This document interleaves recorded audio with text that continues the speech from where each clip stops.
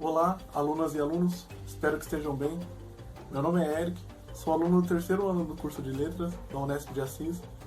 As atividades que proponho estarão centradas na literatura de temática africana. Espero que possamos, durante todo esse semestre, desenvolver atividades que sejam positivas e que contribuam para a sua formação. Estarei à disposição para eventuais esclarecimentos e outras dúvidas que surgirem durante as atividades e agradeço a oportunidade. É um prazer.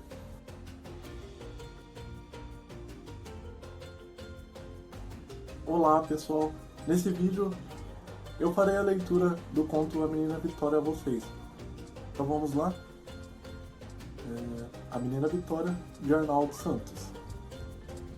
Transferiram-me no meio do ano letivo para o colégio de Bucha Beatas, por causa dos piolhos da Escola 8 e da prosódia, em que os professores o achavam muito fraco. O Sr. Silva Marques, embora pouco exigente consigo em relação à pronúncia, trocava a miúde os Vs pelos Bs, era, no entanto, muito cuidadoso a fechar as vogais. Ralhava severamente o Gigi sempre que lhe ouvisse algum desconchalo, ou então abria-lhe muito os olhos, o que significava o mesmo. Também os amigos dele aos domingos, debaixo da molambeira e entre uma ou outra jogada de sueca, comentavam as incorreções do Gigi e sibilavam, alguns eram da beira alta, lamentando que a pronúncia do garoto se estragava, que era preciso afastá-lo da companhia dos criados e dos colegas dos moceques. Todos concordavam que era pena, porque ele já se podia considerar como branco, embora Dona Angelina fosse mulata, mas enfim. Era a senhora de princípios. O Sr. Silvio ouvia-os atento e considerava conscientemente a crítica, porque afinal se tratava do futuro do seu secretário, como dizia, referindo-se ao filho. Assim, embora com sacrifício, porque o colégio era caro, a transferência teve que se fazer. Mas valia a pena anunciar à mãe às vizinhas. Aqueles meninos muito arranjadinhos, levados pela mão dos criados, e alguns até de carro. Que diferença! Exclamava, não escondendo a vaidade, no dia em que levou ao colégio. Gigi ganhou roupa nova, uma sacola bordada e muitos conselhos de Dona Angelina, que se afligia com sua aparência. Mas da mudança mesmo, o que Gigi mais gostou foram dos passeios da moto com o carro lateral em que o pai o levava ao colégio. O assento era tão baixo que pelo trajeto ele podia apanhar pequenos tufos de capim. Isso passou a ser a única alegria, porque o Gigi estranhou o colégio. A professora da terceira classe, a menina Vitória, era uma mulatinha fresca e muito empoada, que tinha tirado o curso na metrópole. Renovava o pó de arroz nas faces sempre que tivesse um momento livre. E durante as aulas gostava de mergulhar os dedos nos cabelos alvorados e sedosos de uns meninos que se sentavam nas primeiras filas. Olhou-o com desconfiança e depois do primeiro exame mandou-o para uma carteira do fundo da aula, junto de um menino com cara de puta, a quem chamava Cafuso, por ser muito escuro.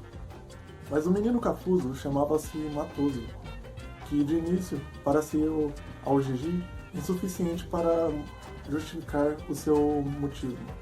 Vergado na cadeira, não tirava os olhos do livro, nem mesmo quando a menina Vitória se referia a ele, quase sempre com desprezo, ao recriminar outro aluno. Pareces um matoso a falar. Sujas a bata como um matoso, cheiras a matoso. E ele grudava-se cada vez mais à carteira, transido por aqueles comentários impiedosos. Fora também transferido da Escola 8, e mesmo no dia da apresentação, a menina Vitória não escondera a sua má impressão, com alusões veladas à sua bata de brim grosso. Porém, o seu azedume cresceu quando, tempos depois, o Matoso lhe respondeu distraidamente, inquimbundo: "O quê? Julgas que sou da sua laia?"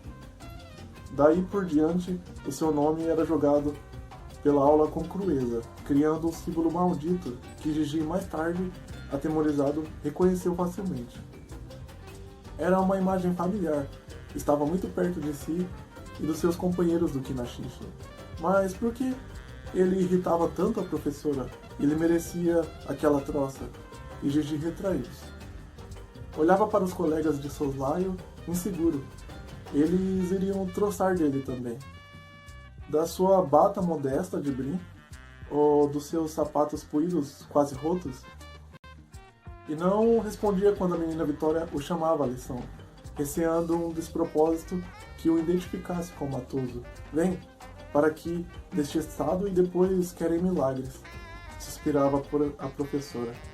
Era com certeza do método de ensino da Escola 8, ou da sua influência perniciosa, mas tolerava-o lá no fundo da aula. E o Gigi diminuía-se ainda mais para não se tornar notado, esforçando-se num mimetismo impotente por imitar os gestos dos meninos da Baixa. Tenho que ser como eles, refletiu no recreio, afastando-se dos alunos da quarta classe que eram, na maioria, os seus companheiros de vadiação do Kinaxixi. Ficava então a jogar com os estames dos botões que caíam das acácias e reprimia a vontade de trepar ao cimo delas, para colher os botões compridos de estames longos e curvos que venciam todos os outros. Bocejava enquanto brincava com o balanceio das antenas e via-as cair sem entusiasmo. Depois, submergia de novo na turma e só um ou outro desatino o fazia surgir à tona. Bochicheiro na redação? Que coisa é essa? Alarmava-se a menina Vitória, considerando o neologismo inferior. E a meninada da Baixa ria e surriava, porque na Baixa não tinha bochicheiro. Gigi torcia a cara, envergonhava com medo de explicar. Calava-se, mas fixava prudentemente o reparo. Nas suas redações, vagueava então tímido sobre as coisas, com medo de poisar nelas. Decorava os nomes das árvores, das aves, dos jogos escritos no seu livro de leitura. Procurava esquecer o colorido vivo das penas dos maracachões, dos gungos, dos rabos de junco que ele perseguia na floresta e cujo canto escutava trêmulo através dos mochitos. O sabor ácido dos tambarinos que colhia sedento, o suor e o cansaço das longas caminhadas pelas barrocas. E aí a emoção dos seus jogos de atreza e caçumbula. Imitava passivamente a prosa certinha do gosto da menina Vitória. Esvaziava das pequeninas realidades insignificantes que ele vivia, das suas emocionantes experiências de menino livre, agora proibidas e imprestáveis. Quando o Matoso lia submisso a sua redação, onde pitacilgos gorjeavam e debicavam cerejas amarelas, o Matoso explicara ali no recreio que as cerejas eram as gajajas do Pluto. Intimamente, o Gigi perguntava-se onde é que ele tinha descoberto tudo aquilo. Cada vez pior, resingava a menina Vitória, que não se compadecia com os ziganos, e continuava a erguer a volta do Matoso, implacavelmente, um círculo intransponível de desprezo, onde ele já não se debatia nem chorava. Apenas no rosto, as suas feições endureciam sob a pressão dos maxilares contraídos. Exasperava. Tenho que andar pouco com ele, pensava preocupado Gigi. A professora podia virar-se contra mim. E fugia, afastava-se também da sua companhia, deixando-o abatido, solitário, dentro das suas ruínas. Tinha medo de enfrentá-la. Precisava de esconder o segredo ilegítimo do seu passado igual. Precisava de o dissimular para que não fosse destruído. Molatona, nem cabrita é, insultava furioso à tardinha quando regressava a casa. E até à noite, descalço, gritava pelo bairro junto dos seus camaradas do Kinaxixi, a sua juventude ameaçada, correndo, vasculando, assaltando as quitandeiras de quitetas. Resto dos maus hábitos, lamentava-se Dona Angelina, A gradual sisudez começava a animá-la, e por isso não compreendia aquelas súbitas erupções de revolta. Mas o colégio leva-o à ordem, confiava. Realmente a menina Vitória, como uma jiboia enlaçada em cima da árvore, vigiava-lhe os mais pequenos movimentos. E Gino, a tua redação? O Gigi naquele dia estava contente com o seu trabalho. O tema era sobre uma figura importante do governo e ele não esquecera os adjetivos mais expressivos que na véspera a professora tinha proferido. Isso dar-lhe-ia com certeza satisfação. Os meninos da Baixa, mais libertos da coação da professora, não tinham sido convincentes, limitando-se a referências extraídas e o que a tinha irritado. Embora confiante, o Gigi estremeceu ao ouvir seu nome. Que diria ela? Pensava agitado, depois de ter estendido timidamente o caderno. Enquanto havia a ler, atreveu-se a tentar decifrar-lhe no rosto algum indício revelador, mas a menina Vitória parecia de pedra. Reparou-lhe então nos lábios pintados e nas linhas muito definidas dos seus contornos, que pareciam emoldurar o batom. As sobrancelhas aparadas e finas afastavam-se das órbitas por um traço de carvão e isolavam uns olhos castanhos, barrentos como a água da lagoa do Quinaxixe. Mas subitamente eles abandonaram o caderno e voltaram-se para si, perplexos. Apanhado em flagrante, o Gigi baixou a cabeça. A menina Vitória olhava-o silenciosamente e os alunos da classe, pressentindo algo de estranho, apagaram as conversas. Esperavam. Gigi esperou também, e as comissuras dos lábios entreabriram-se num sorriso de confiança. Com que então pretendes brincar comigo? Ela falava-lhe friamente. Gigi empalideceu. Alguma coisa tinha falado, alguma coisa tinha falhado. Mas o que é que poderia ter sido? Estavam lá todos os louvores pelas pontes e estradas que ele construíra. Ter-se-ia esquecido de algum fato importante? Olhou o caderno que ela lhe devolvera, aberto nas mãos, mas distinguiu as letras subitamente misturadas. Mas não distinguiu as letras subitamente misturadas. A acusação, porém, veio sem tardar, inexorável, imprevisível. Como é que ele se atrevera a tratá-lo por um tu? Como é que ele tivera o arrojo de o nomear com um simples artigo definido? Ouve lá, tu julgas que ele anda sujo e roto como tu? E come funge na sanzala? Não é, gemia o Gigi, desnorteado, tentando estancar o fluxo daquelas insinuações que ele temia. De repente, exibia-se aos olhos dos colegas, deformado como uma caricatura, um compromisso irrecusável que circulava no seu sangue e que até ali inutilmente escondera. Uma vaga de calor inundou-lhe o rosto e invadiu, levemente, uma sensação entorpecente. Os seus ombros encurvaram-se. Sentiu-se muito fraco. Já nada tinha que disfarçar, mas estava triste perante a luta que pressentia. Mas por quê? Por que ela, logo ela, o que queria humilhar? Ela que tinha carapinha, ela que era filha de uma negra, pensou com furor. Os seus músculos crisparam-se e o caderno começou a amarrotar-se-lhe nas mãos. Depois mal sentiu a violência da palmatória. Só nas faces a queimadura viva da humilhação.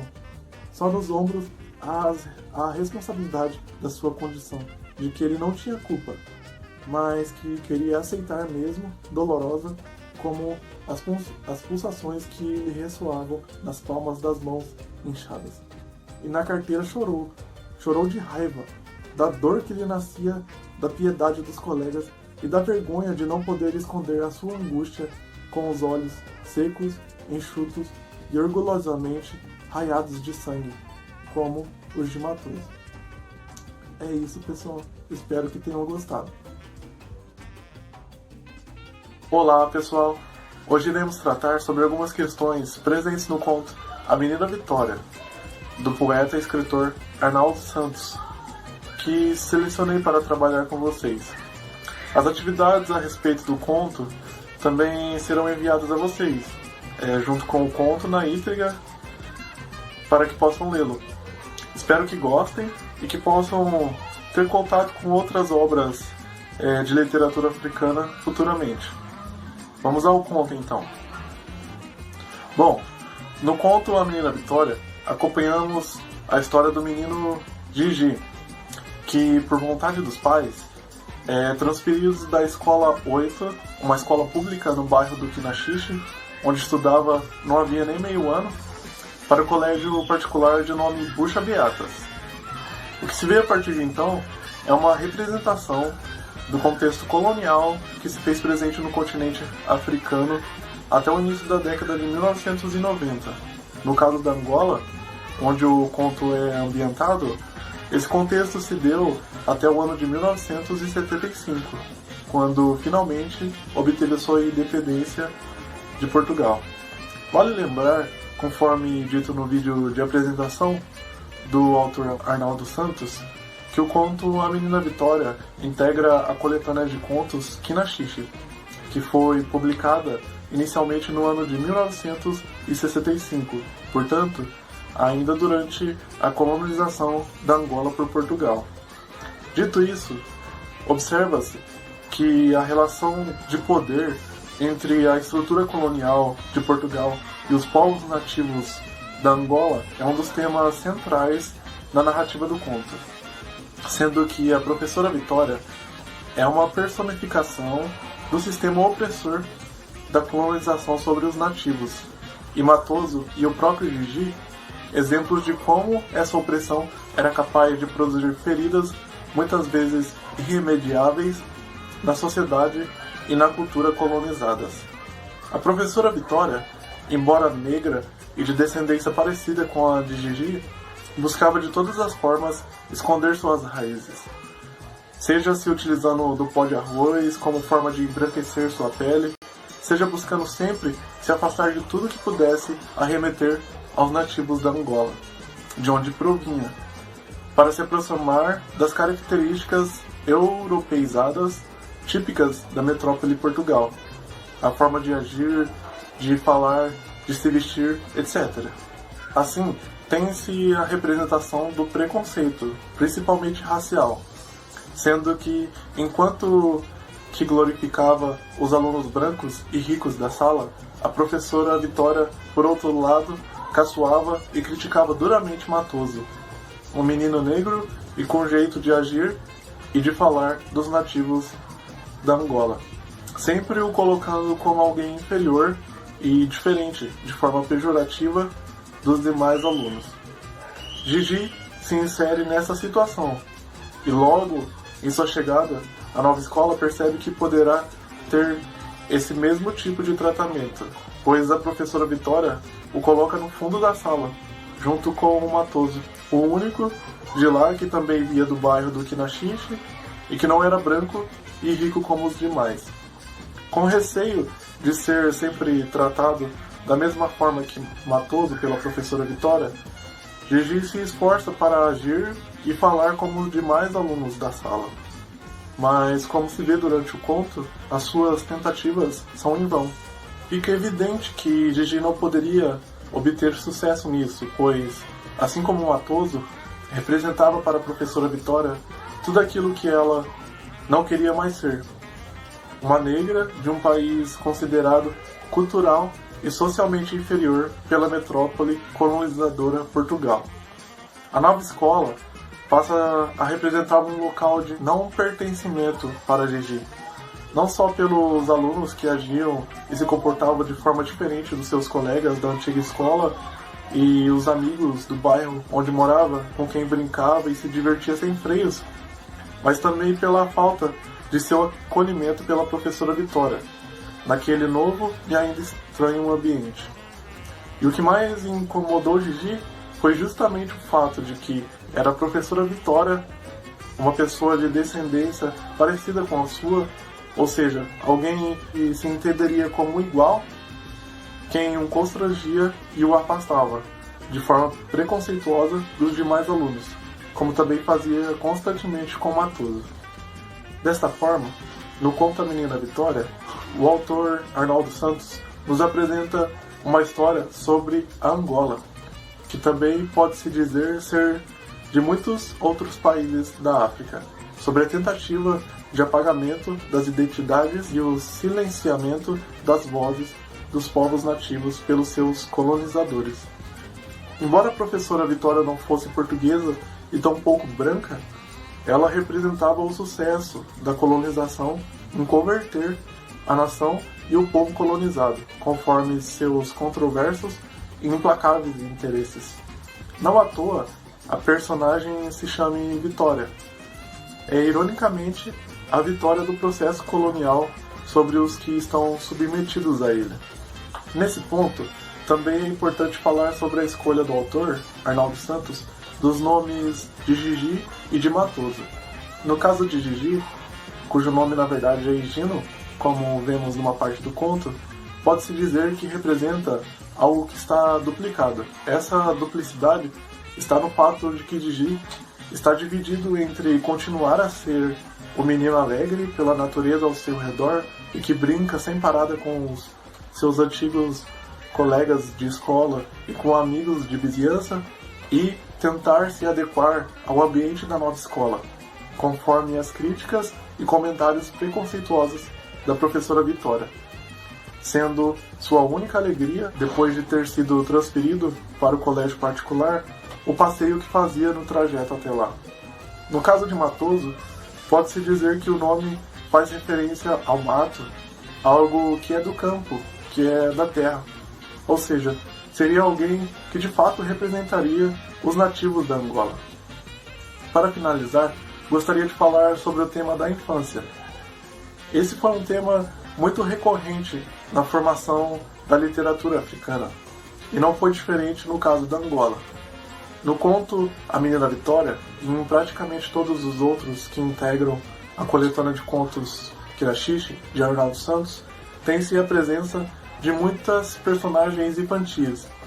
Assim, o que nos é narrado sobre a Angola se faz sob o olhar que é entendido como inocente, e que, em razão da inocência, não esconde tudo o que está acontecendo ao seu redor, pois quer entender e desvendar tudo isso. Isso também remete ao estágio de formação da literatura africana naquele período, seja pelo contexto colonial ou pós-colonial. Assim como uma criança, a literatura africana estava buscando compreender o que estava ao seu redor, e como, durante a infância, em que se tem ou deveria se ter toda a liberdade, explorar diferentes situações e experiências, a fim de se constituir como um sujeito que se torna adulto numa literatura que se afirma e que, assim, possibilita também a afirmação de toda uma nação e de um povo. Bem, essas são as considerações que gostaria de apresentar a vocês sobre o conto. Espero que elas possam auxiliar na sua leitura e, claro, que gostem de ler o conto e de realizar a sua atividade sobre ele. Obrigado.